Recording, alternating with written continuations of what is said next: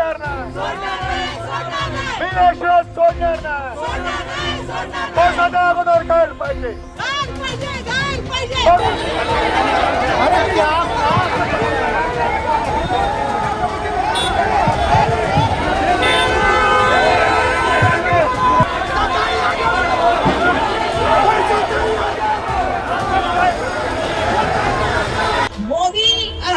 बात कर रहे हैं तो अदानी के बारे में बिल्कुल बोलना चाहूंगी कि अदानी भाड़ा को पैसा नहीं दे रहा है, घर को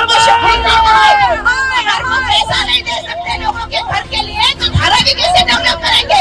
अगर वो 600-700 लोगों को शिफ्ट करने की बात नहीं कर सकते तो पूरी धारा भी कैसे करेंगे? हमें तो कहा गया था कि 3-3 घर मिलने वाले, यहाँ तो एक घर नहीं मिल रहा है. तो कहीं ना कहीं हमें सबको सोचना पड़ेगा.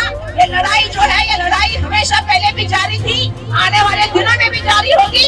शताब्दी वालों को एक हफ्ते के अंदर अगर घर नहीं दिया तो हम घर में घुसेंगे और घर का तावा ले लेंगे. अपनी जान को खतरा है, इसलिए हमने लड़ाई और आंदोलन किया है.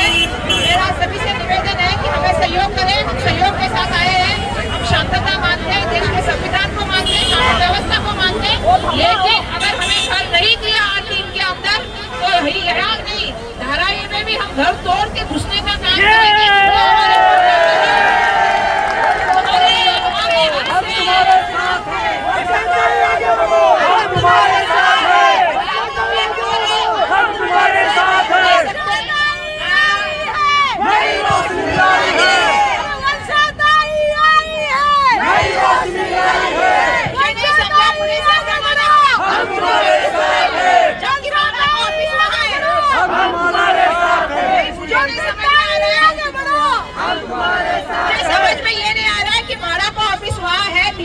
ऑफिस हुआ है तो हमें यहाँ पे क्यों रोका है?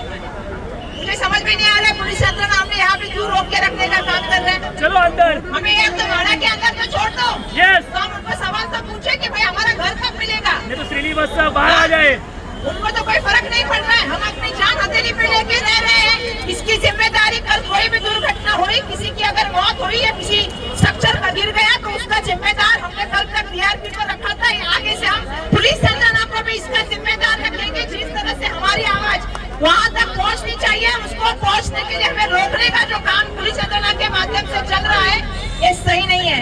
हम निवेदन दे के आए हैं और हमने बात की है कि हमें डीआरपी का घर, जो हमारा घर बन के तैयार है, 2016 में आधे लोगों को शिफ्ट किया गया है, 2025 आने तक भी अगर हमें शिफ्ट नहीं किया जा रहा है, हम वहाँ पे जान हथेली पे लेके खड़े रह रहे हैं, सो रहे हैं, रह रहे हैं. ऐसे समय में मुझे लगता है कि पूरी तरह से मैं डीआरपी के अधिकारियों का इसको फेलियर मानती हूँ. एक तरह से अदानी के लिए इतने सारे नियम किए जाते हैं, अदानी के लिए भाड़ा का टेंडर रद्द किया गया और अदानी को देने का काम हुआ. दुर्भाग्यवश अदानी के लिए सब कुछ निर्णय होता है, लेकिन गरीब आदमी को वहाँ पे जो है वो पड़े हुए घर में रहने की बात आती है. उसको पैसा भरने की भी हिम्मत नहीं अदानी की.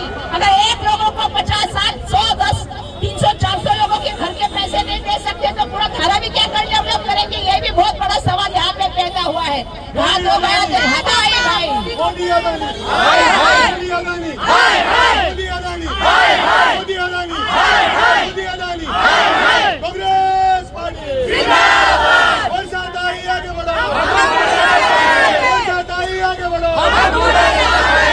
मोदी और अदानी की बात कर रहे हैं तो अदानी के बारे में बिल्कुल बोलना चाहूंगी कि अदानी भाड़ा को पैसा नहीं दे रहा है, घर को पैसा नहीं दे सकते लोगों के घर के लिए, तो धारा भी कैसे डेवलप करेंगे? अगर वो 600-700 लोगों को शिफ्ट करने की बात नहीं कर सकते तो पूरी धारा भी कैसे करेंगे? हमें तो कहा गया था कि 3-3 घर मिलने वाले, यहाँ तो एक घर नहीं मिल रहा है. तो कहीं ना कहीं हमें सबको सोचना पड़ेगा. ये लड़ाई जो है, ये लड़ाई हमेशा पहले भी जारी थी, आने वाले दिनों में भी जारी होगी. शताब्दी वालों को एक हफ्ते के अंदर अगर घर नहीं दिया तो हम घर में घुसेंगे और घर का तावा ले लेंगे यहाँ से, क्योंकि आप आज हमें रोक पा रहे.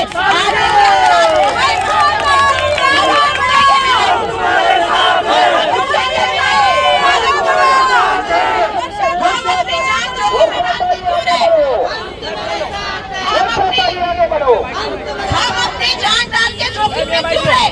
हम अपने लिए लड़ाई लड़ने की लड़ाई लड़ सकते हैं.